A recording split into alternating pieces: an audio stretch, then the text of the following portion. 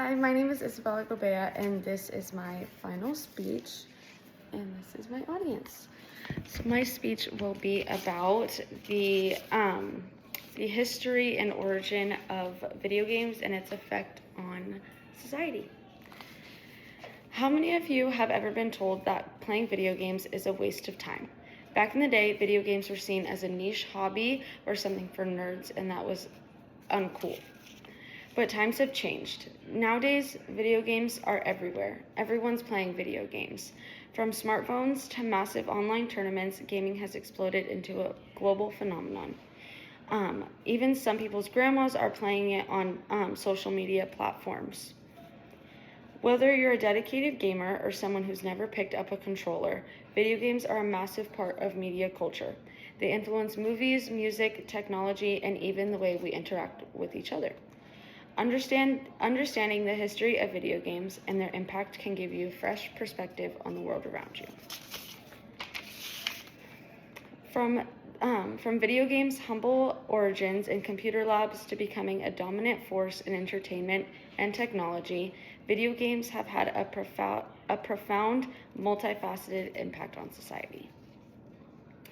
Now, I'll admit I wasn't always a gamer. In fact, I didn't play my first video game until I was 17, but after I did, I immediately fell in love with it.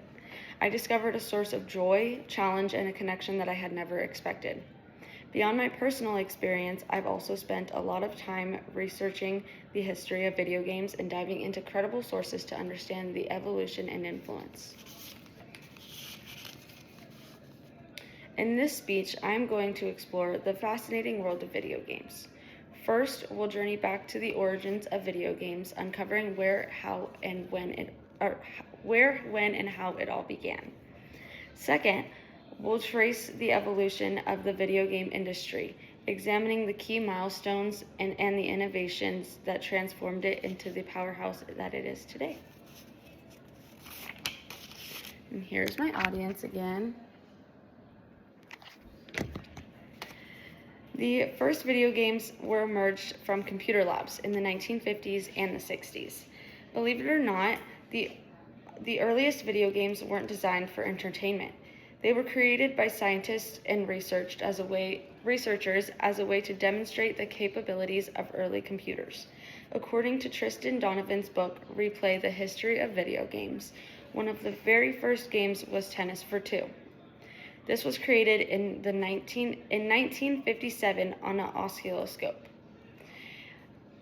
As computers became more accessible in universities, programmers began experimenting with creating more interactive and engaging games. One game that they had developed during that time was Space War. It was developed at MIT in the early stages of the 1960s. This was one of the first games that had began to gain a significant following on different college campuses.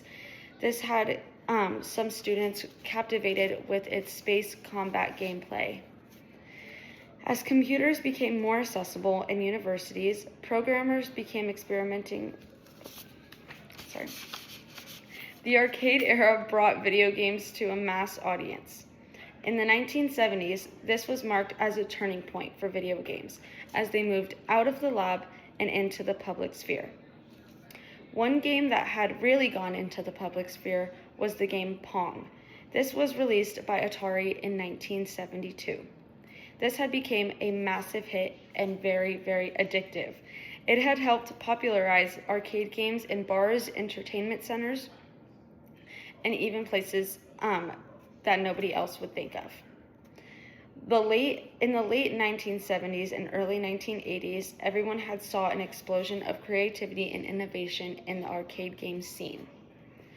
There were games like Pac-Man, Space Invaders, and Donkey Kong. These all became cultural phenomena which captivated players with their unique gameplay. They used colorful graphics and memorable characters to do so. So from these humble beginnings of video games in computer labs and smoky arcades, video games had began their journey to becoming a global industry. The rise of the video game industry. This had started with home consoles. everyone had already loved arcade games beforehand when they were in the arcades and stuff like that. But once they were brought into people's living rooms or people's rooms, it had exploded into a whole different scenario. So the release of the Atari 2600 was in 1977. This was a game changer. It brought the arcade experience into people's homes. While the graphics and gameplay weren't quite as impressive as the arcade versions, the ability to play games in the comfort of your own home was a major draw. The Nintendo Entertainment System, also known as NES, revolutionized the console industry in the mid-1980s with its superior graphics, innovative gameplay, and iconic games like Super Mario Bros. And The Legend of Zelda. Different industries are also starting to use video game skills to even help in real-life careers. In fields like air traffic controllers, they need to be able to have fast reaction times, good eyes, and a lot of focus. Another example of a career is the Space Force. They need people with controller skills to be able to handle the drone operations during crucial times. Overall, gaming has a very cool origin and continues to grow through many industries. And that is my speech about video games. Thank you.